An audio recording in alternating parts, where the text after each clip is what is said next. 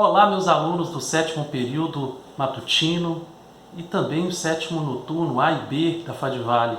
É um prazer estar com vocês, eu, professor Dante. Nós vamos estar discutindo aqui na aula de hoje um pouquinho sobre os princípios constitucionais tributários. Nesse primeiro momento, farei uma introdução, logo em seguida a gente vai falar e analisar, princípio por princípio, tá bom? Nós estamos passando por esse período difícil. As aulas foram suspensas, as aulas presenciais, mas nós estamos aí tentando, através desses vídeos, da nossa interação semanal, continuar com o nosso estudo, nossa análise do direito tributário, porque isso é importante e a academia, vamos dizer assim, não pode parar. A faculdade ela precisa dar sequência. Então nós estamos buscando outros meios de aprendizagem e que vocês fiquem bastante atentos na hora de receber material, observar o que o professor está pedindo, principalmente, no caso, eu estou mandando para vocês conteúdo também através de grupos de WhatsApp e também postando nos grupos da Fadivale, então é importante que você esteja atento com relação a isso. Peço também que vocês continuem fazendo anotações no seu caderno, anotações também na nossa apostila e com base no material de apoio, vocês também vão buscar fazer os apontamentos necessários aí, daquilo que estou comentando nesses vídeos, aquilo que a gente está estudando, tá bom? Então é importante vocês fazerem isso daí. Quando você for assistir esse vídeo, vou pedir para vocês também sempre ficar com o código, com a Constituição, o Código Tributário, a Constituição Federal em mãos, porque é preciso, na hora de avaliar o conteúdo, de estudar esse conteúdo que a gente está ministrando, é preciso a gente também fazer uma reflexão na legislação. Então, por isso que eu peço vocês sempre ter em mãos a legislação, que eu chamo aí de legislação SICA, tá bom? Então, vamos começar falando um pouquinho sobre os princípios constitucionais tributários. Alguns autores chamam de princípios limitadores do poder de tributar. Vimos em sala que a nossa Constituição listou vários tributos no seu corpo constitucional. Vários tributos foram estabelecidos dentro da Constituição, do texto constitucional, e esses tributos foram conferidos aos entes federativos para que eles pudessem, no uso dessa atribuição, criar tributo.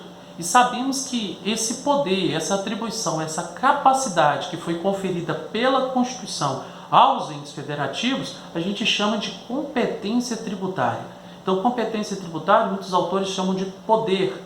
Eu prefiro falar de atribuição ou capacidade. É a atribuição conferida pela Constituição Federal aos entes federativos, União, Estado, Distrito Federal e município, para que eles, no uso dessa atribuição, possam instituir tributos. Mas vale lembrar que os entes federativos não podem criar tributo a bel prazer. A própria Constituição, que conferiu o poder, já estabeleceu qual tributo que cada ente pode instituir. E é uma lista taxativa, ok? Então é preciso que os entes federativos observem aquilo que a Constituição estabeleceu e não criem tributo de maneira aleatória. Então a própria Constituição, que confere o poder, ela também diz quais são os tributos que cada ente vai poder criar, através desse poder que foi dado, ok? Outro detalhe que surge sempre, nós vimos em sala de aula, sobre a questão por que a Constituição rateou entre os entes da federação o poder de instituir tributo. Em outros termos, por que ela não concentrou esse poder na mão de um único ente? Por que ela fez essa distribuição entre os entes da federação? E nós vimos que essa distribuição ela é necessária por causa do modelo federativo que o Brasil adotou. O modelo federativo exige que haja a repartição de competências, a repartição de atribuições entre os entes da federação, que isso é uma característica da federação. É necessário que haja uma repartição de competência. E outra questão também, que envolve o modelo federativo, é que para que os entes federativos possam ter a sua chamada autonomia financeira, eles precisam ter fonte de arrecadação. E uma dessas fontes seria cobrança de tributos.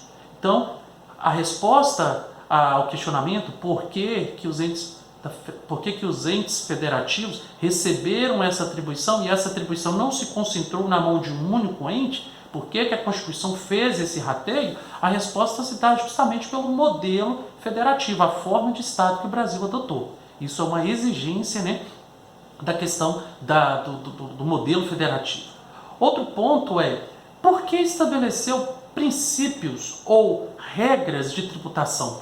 Por que a Constituição não deixou a critério de cada ente federativo criar o tributo que foi, né, conferido poder por ela? Por que ela não deixou que cada ente federativo criasse suas próprias regras? Ou por que cada ente federativo não pode instituir tributo seguindo regras que eles acharem que devem seguir?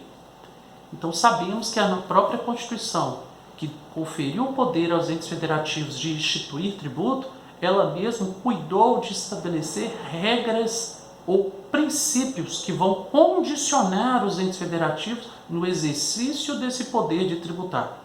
E são esses princípios que nós precisamos estudar. Vale lembrar que esses princípios foram criados com a proposta de estabelecer uma garantia ao contribuinte.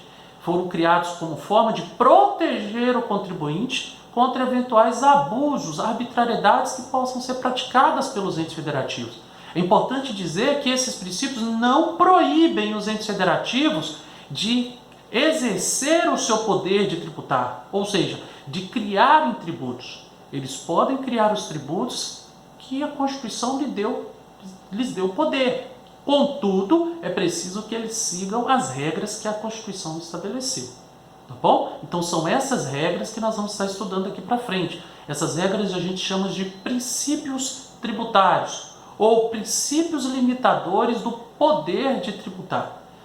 Esses princípios, como eu disse no início da aula, basicamente eles estão previstos entre os artigos 150 até o artigo 152 da Constituição.